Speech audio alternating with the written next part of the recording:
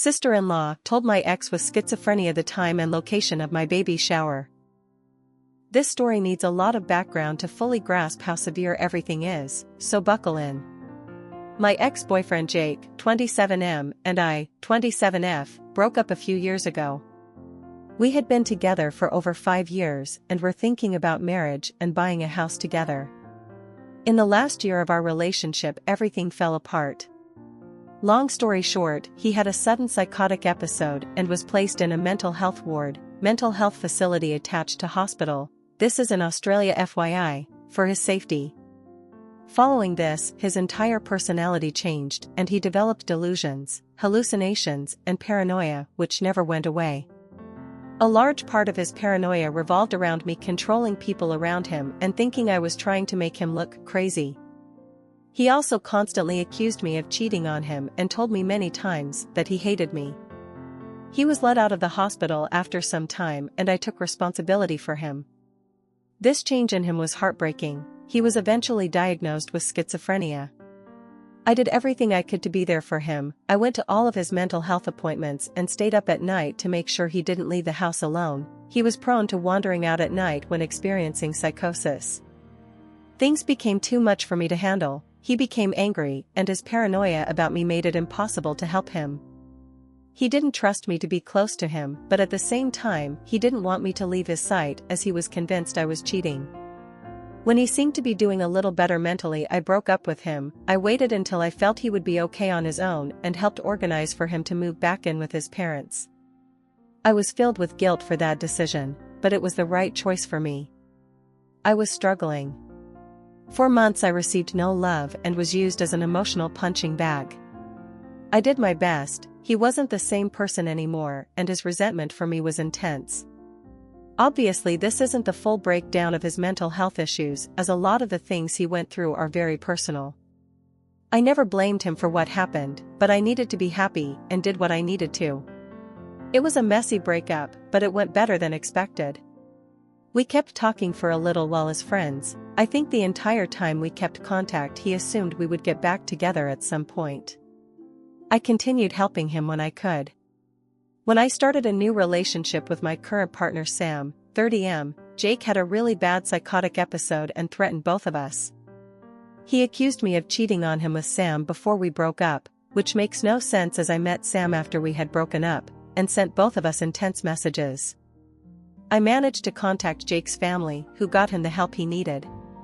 Following this, I cut all contact with Jake. It was obvious that we couldn't maintain a friendship anymore. The only slight connection I have to Jake is my brother's girlfriend Jess, 29F. Her and Jake have been friends for years and have maintained their friendship. She knows the entire background to our relationship and never chose sides. I would say I am close with her. We have always been friendly. It always made me happy to know that Jake still had a good friend to confide in. Shift forward to March 2022. I got pregnant with Sam's baby in January and was 3 months pregnant. I had just told my family and close friends about the pregnancy. I told everyone to keep it quiet as I didn't feel ready to publicly announce it. I was incredibly emotional, nauseous, and in no state to deal with any potential fallout at that point. Less than 24 hours passed after telling my side of the family, and I received a phone call from Jake.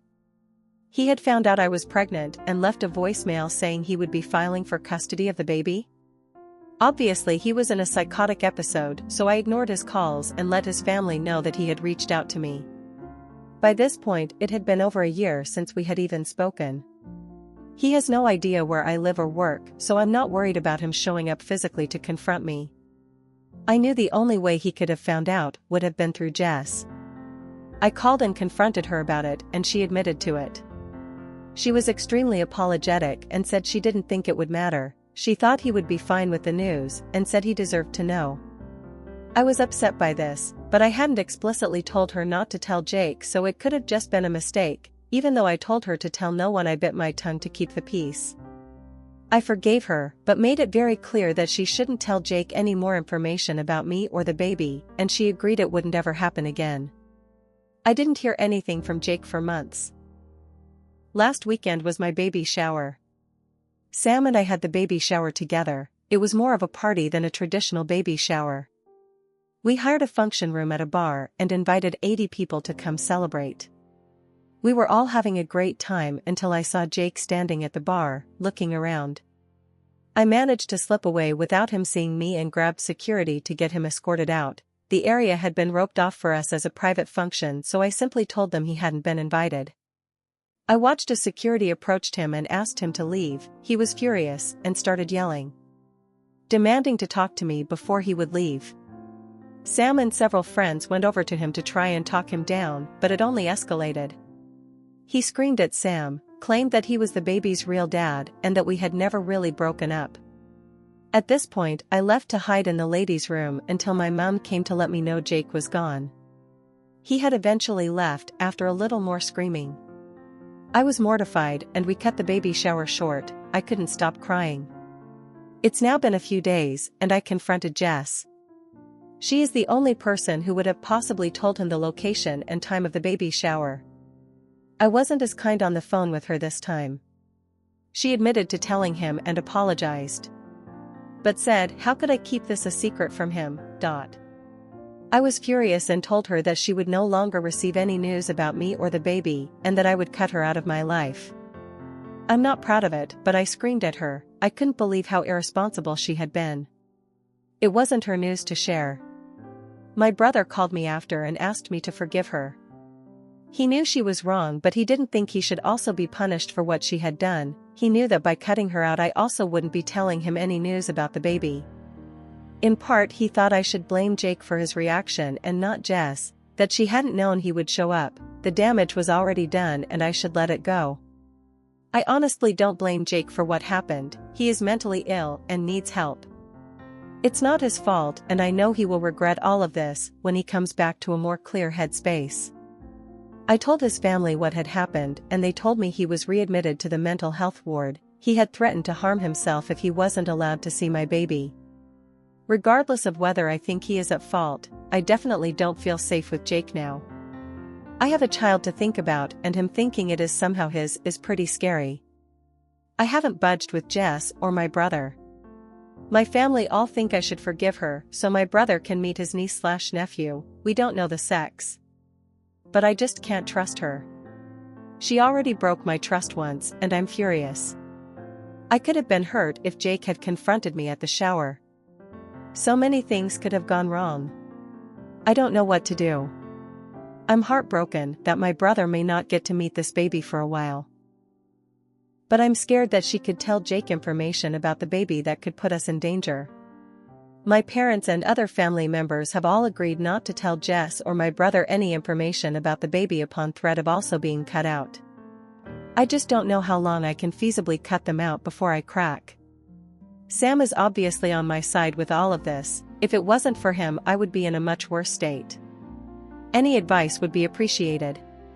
I'm finding it hard to stick to my guns on this and worry that news will leak to Jess from other family members.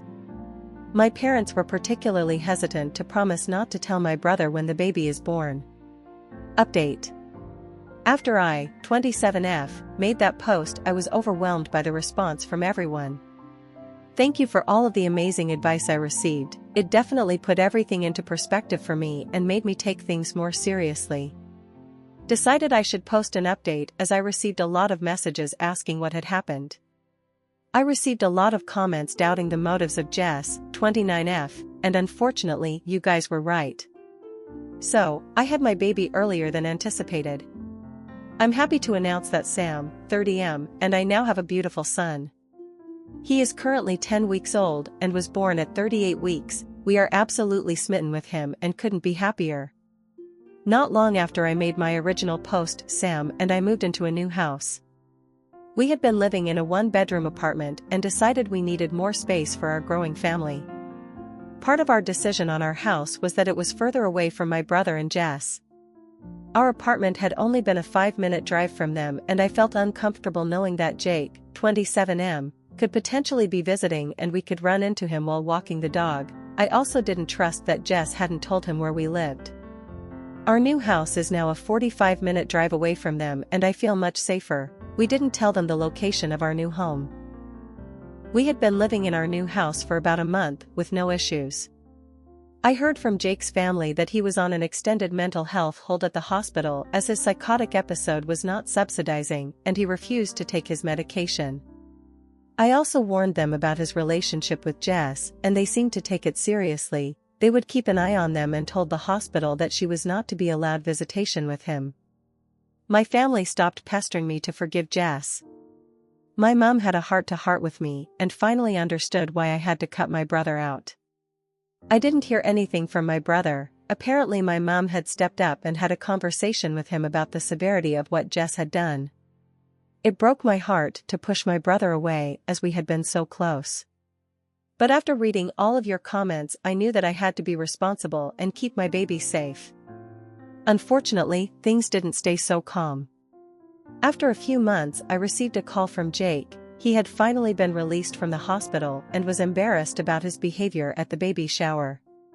He told me he knew that the baby wasn't his.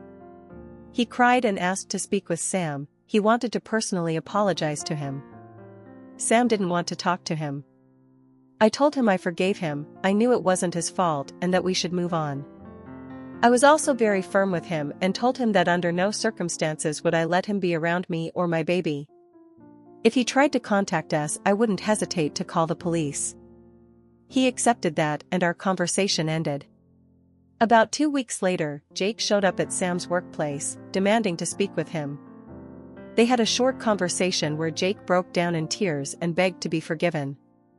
From what Sam told me, he didn't seem to be stable. In his apology, he said, "I'm so sorry for confronting you in public like that. I should have spoken to you privately.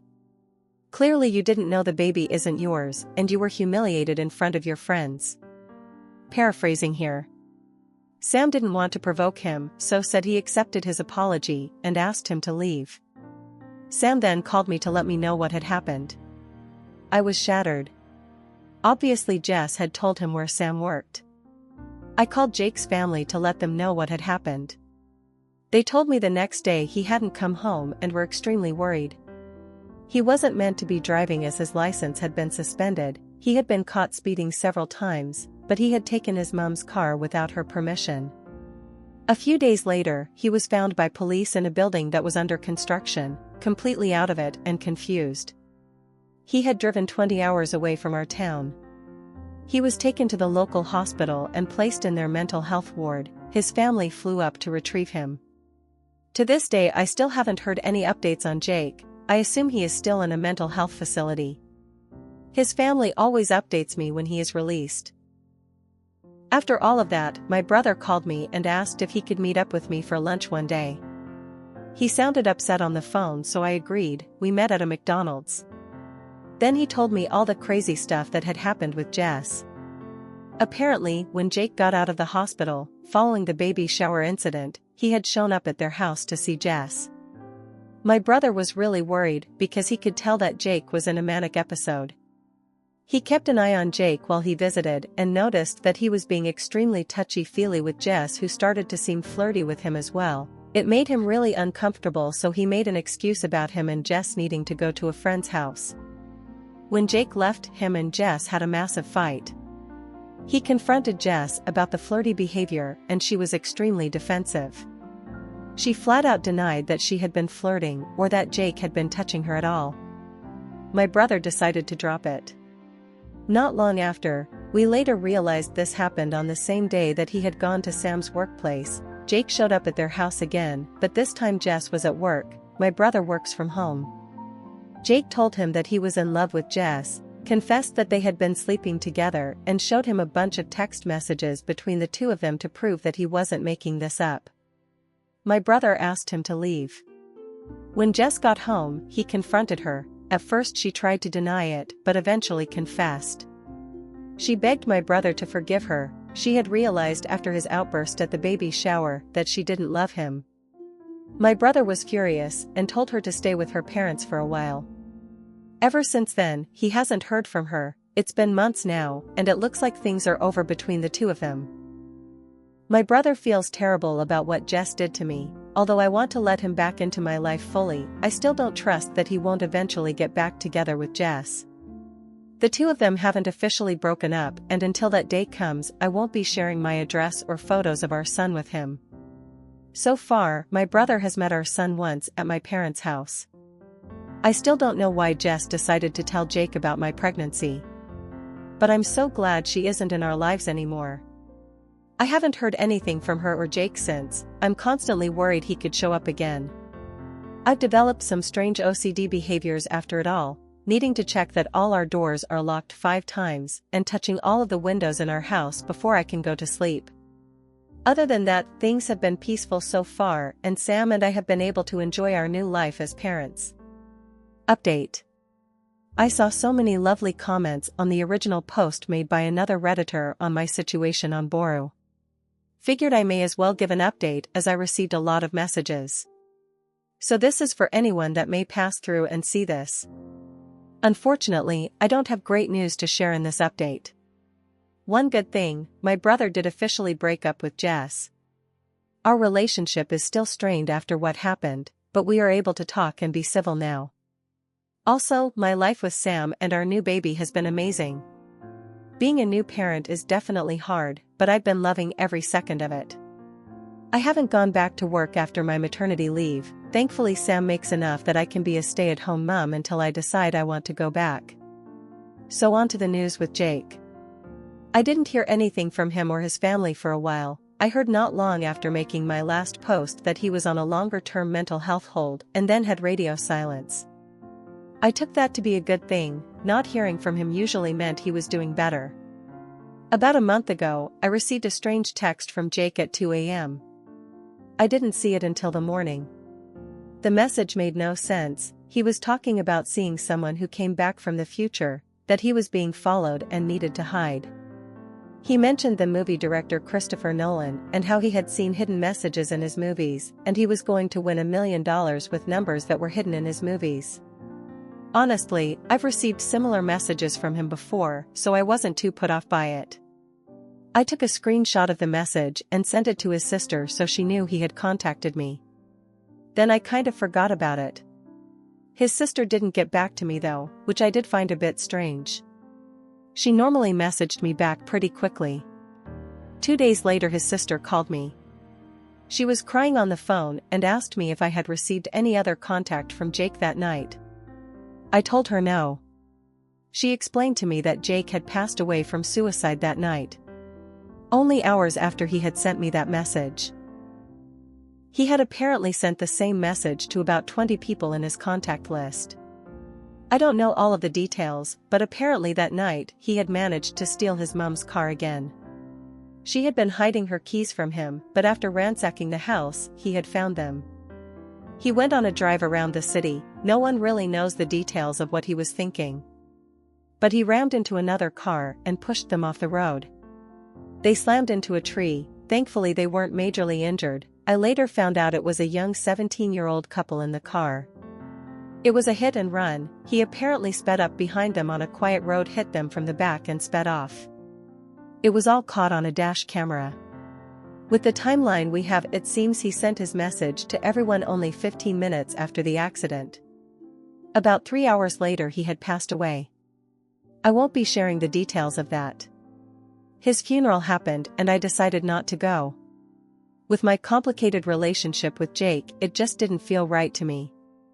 One weird thing, Jess went to the funeral. I only know because she took a selfie crying at the funeral and posted it on Instagram with a caption preaching that we need to do more about mental health and supporting people. I was disgusted. It was incredibly hard to hear what had happened. I'm still processing it all. I feel guilty to admit this, but I also feel a sense of relief that my family doesn't need to be worried anymore. I do miss him though. I think I already grieved him when he changed in our relationship. It's hard to know he is physically gone. I can't even imagine what his family must be feeling. It's difficult for everyone involved. I'm so sad that it came to this. Obviously we all hoped he would make a recovery, that one day his psychosis and mania would just disappear completely. He was a good person, just a person that was impacted by mental health problems. I wish there had been a better outcome to all of this.